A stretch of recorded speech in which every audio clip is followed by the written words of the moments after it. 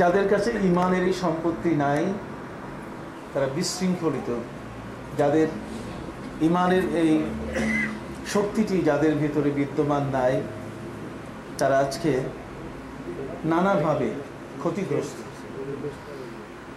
ব্যক্তিগত জীবনে, পারিবারিক জীবনে, সামাজিক জীবনে, তাদের জীবনের কোনো ক্ষেত্রে তারা বাস্তবে শান্তিতে নেই।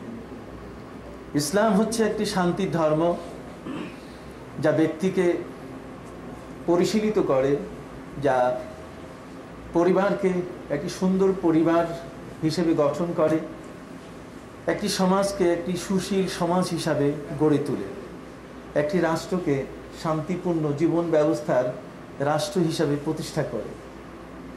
ইসলাম হচ্ছে একটি পাওয়ার, ইসলাম হচ্ছে একটি শক্তি, এবং এই শক্তির কাছে যাদের সম্পর্ক হয়, এই শক্তিটিকে যারা নিজের ভেতরে সম্পর্কিত করে, রসুল করিম সাল্লাল্লাহু আলাইহি ওয়াসাল্লামের সাথ করেছেন, সেই ব্যক্তি তখন আল্লাহর জামিনে চলে যান, এক মহাশক্তির অধীনে চলে আসে। তখন আল্লাহ সুবহানাহু ওয়া তাআলা বিশাল শক্তিধর, কুল্লা ইয়াউমিন হুয়া ফি শাআন, প্রতি মুহূর্তে যিনি নব নব শক্তি দিয়ে তার বান্দাদেরকে তিনি সাহায্য করেন, সেই মহাশক্তি তার সঙ্গী হয়ে গেলে এই পৃথিবীর আর কোনো শক্তি তার সাথে কুলিয়ে উঠতে পারে না। সেই মহাশক্তির সাথে আমাদের সম্বন্ধ হয়েছে ঈমানের মাধ্যমে, কালেমার মাধ্যমে। এই জন্য আমরা আজকে সুসংগঠিত হয়ে একটি জায়গায় বসার মতো সুযোগ লাভ করেছি।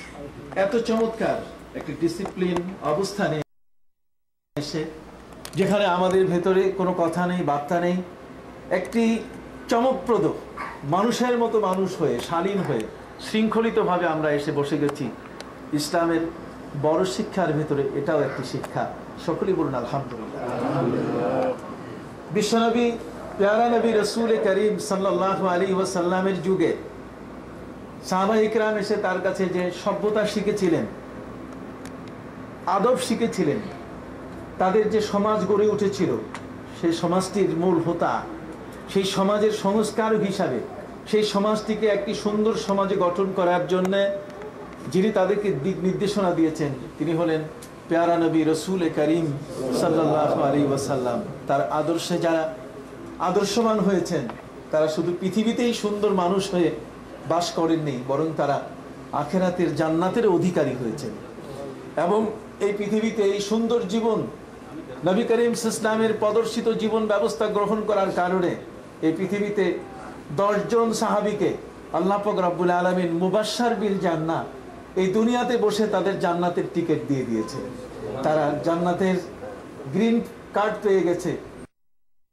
এই পৃথিবী থেকে বিদায়ের পর থেকে নিয়ে জান্নাতি আপ্যায়নে তাদেরকে মধুর আচরণ দিয়ে আল্লাহর ফিরিস্তারা বরণ করে নেবেন। কবরে আল্লাহর ফিরিস্তারা মধুর আচরণ দিয়ে তাদেরকে বরণ করে নেবেন। কবরের জীবন যেমন হবে তাদের সুখময়, আখিরাতে হাসরের জীবন হবে তাদের সুখময়। তারা এমন মহান ব্যক্তিতে পরিণত হয়েছেন যে আল্লাহ পাক রব্বুল আলামিন তাদের জন্য আলাদা প্রোটোকল মেনটেন করে, যাতে করে তারা কখনো কবরে হাসরে তারা কোন অবস্থায় যেন কষ্টে না পড়েন। এই জন্যই আল্লাহ পাক রব্বুল আলামিন তাদেরকে জান্নাতি ব্যক্তি হওয়ার সার্টিফিকেট এই পৃথিবীতে দান করেছেন। এই মৌলিক বিষয় ইসলামের সাথে সম্পৃক্ত হওয়ার কারণে জান্নাতের টিকিট যে পৃথিবীতে পাওয়া যায়, আর একটি ধর্মে এটা খুঁজে পাওয়া যাবে না। সকলেই বলুন আলহামদুলিল্লাহ। সম্মানিত সুধী, কোন এমন একটি বৈশিষ্ট্য, কোন এমন একটি গুণে গুণান্বিত হওয়ার কারণে তারা এই পদমর্যাদা লাভ করেছেন? তাদের এই সম্মান এসছে কোত্থেকে? তারা এই সম্মান লাভ করলেন কি করে? তাদের এই সম্মান লাভের পেছনে সবচেয়ে বড় যে শক্তির কাজ করেছে সেটি হলো আনুগত্য। আল্লাহ রসুল যা বলেছেন তার বাইরে তারা কখনো কিছু করেন নাই। রসুলের পূর্ণাঙ্গ আদর্শ অনুসরণ করার কারণে তাদের জীবনের বৈপ্লবিক পরিবর্তন এসেছে।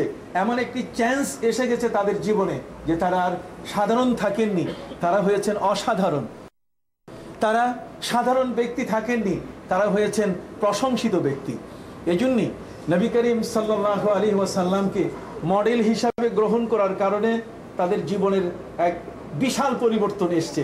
আর রসুল এসছেন এই পৃথিবীর মানুষগুলোর জীবনগুলোকে একটি শৃঙ্খলিত ধারায়, একটি চমকপ্রদ জীবনধারায় প্রতিষ্ঠিত করতে, যে কারণে আজকের পৃথিবীর যে কোনো ধর্মের মানুষ আজ আমাদের প্যারা নবী রসুল করিম সাল্লাল্লাহু আলাইহি ওয়াসাল্লামের প্রশংসায় পঞ্চমুখ।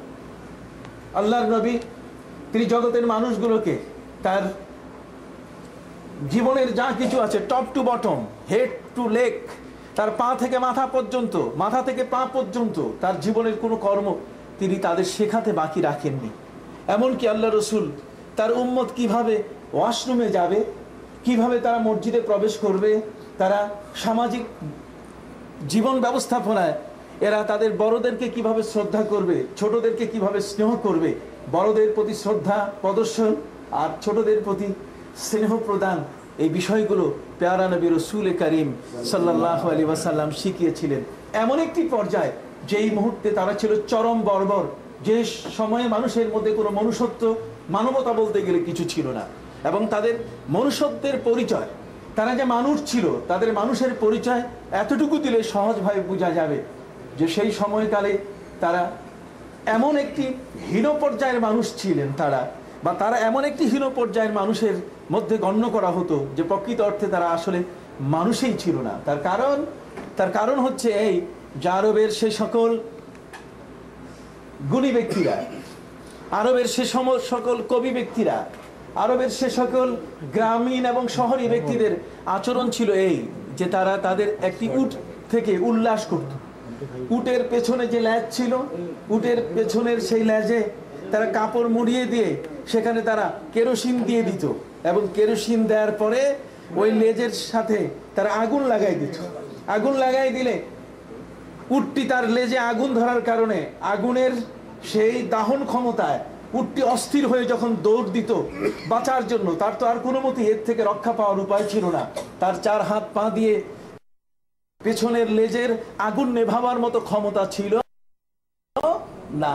ফলে উট সে অসহনীয় জ্বালা, আগুনের দাহন জ্বালা সহ্য করতে না পেরে উট যখন দৌড়াতো তখন ওরা উল্লাস করত, ওরা হাতে হাতে তালি দিত। একটি প্রাণী কত কঠিন ভাবে, কত কঠিন জ্বালাতনের শিকার, অথচ সেই প্রাণীটা যে জ্বলে পুড়ে মরছে, তার যে অত্যন্ত কঠিন এক অবস্থা সৃষ্টি হয়েছে, এটা তাদের উল্লাসের বস্তু হয়েছিল। কাজেই তাদের মানবতা ছিল এই পর্যায়ে। একটা পশুকে তারা এত বড় নির্যাতন করতো, তাদের ঘরে যদি কোনো মেহমান আসতো তাহলে তারা কোনো পশু, বড় উটকে জবাই করতো না, বরং একটি জীবন্ত উটের পেছনের পায়ের একটি গোশতের অংশ কেটে নিয়ে, জীবন্ত উটটার একটি অংশ কেটে নিয়ে ওই অংশ পাকিয়ে তারা মেহমানদারি করত, আর একটি উটের ওই মুহূর্তে তার ক্ষতি সাধন করে তারা সেখানে উল্লাস করত। তাদের ভেতরে অনুভূতি আসতো না যে আমার উপরে যতটুকু কষ্ট, আমার বেলায় যদি এমনটা হতো তাহলে আমি কতটুকু কষ্ট পেতাম, এই অনুভূতিটুকু তাদের ভেতরে ছিল না।